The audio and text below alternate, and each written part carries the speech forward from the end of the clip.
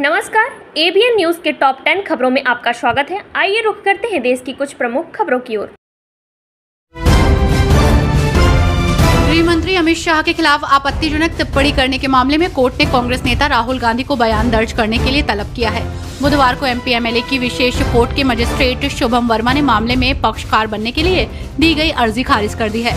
मामले में अगली सुनवाई 2 जुलाई को होगी। बारिश के बाद राम मंदिर की छत टपकने की चर्चा ने जोर पकड़ लिया है। ये मामला अयोध्या ही नहीं पूरे देश में चर्चा का विषय बना है। चर्चा इस बात की भी है कि करोड़ों रुपए की लागत से बना मंदिर पहली बरसात नहीं झेल पाया। इस बात पर ट्रस्ट की तरफ से सफाई जारी की गई है। बारिश के दौरान राम मंदिर की छत टपकने के मामले में अब राम मंदिर ट्रस्ट के महासचिव चंपत राय ने कुछ तथ्य पेश किए हैं।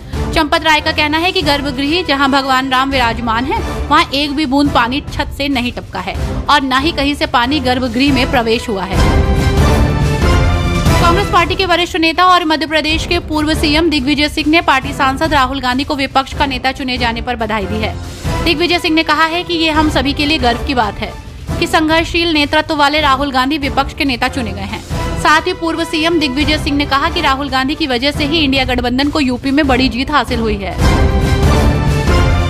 नीट पेपर लीक मामले में राजनीति तेज हो गई है। जब से तेजस्वी के पीए का नाम इस केस में आया है, तभी से बिहार में सियासी बवाल मचा हुआ है।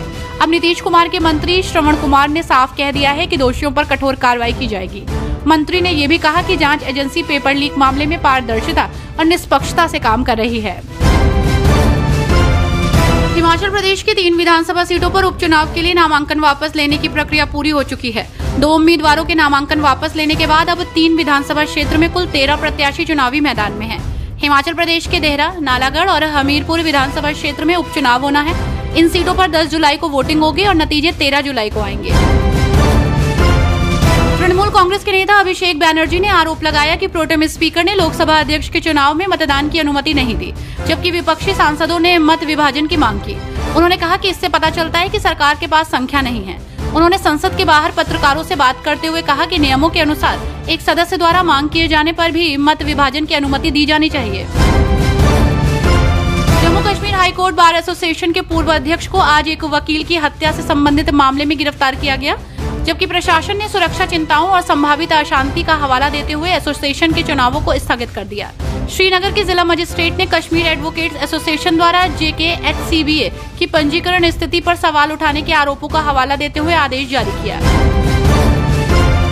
म्यांमार में भारतीय सीमा से सटे क्षेत्रों में लगातार हिंसा की खबरें सामने आ रही हैं। ऐसे में इस बीच विदेश मंत्री एस जयशंकर ने म्यांमार के अपने समकक्ष यू थान शवे के साथ मुलाकात की। इस दौरान भारत ने म्यांमार में भारतीय सीमा के पास जारी हिंसा पर चिंता व्यक्त की।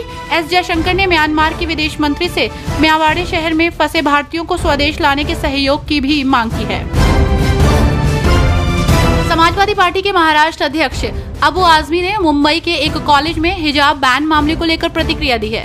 अबू आजमी ने पवित्र कुरान का हवाला देते हुए कहा कि इस्लाम में नहाने, खाने पीने, रोने, सोने सबके बारे में लिखा है और निर्देश दिए गए हैं। अबू आजमी ने कहा कि कुरान में लिखा है औरतें जब घर से बाहर निकलें तो अपने आप को सिर से पांव तक ढक कर निकलें। मर्द जब निकले तो अपनी निगाहें नीचे करके निकलें।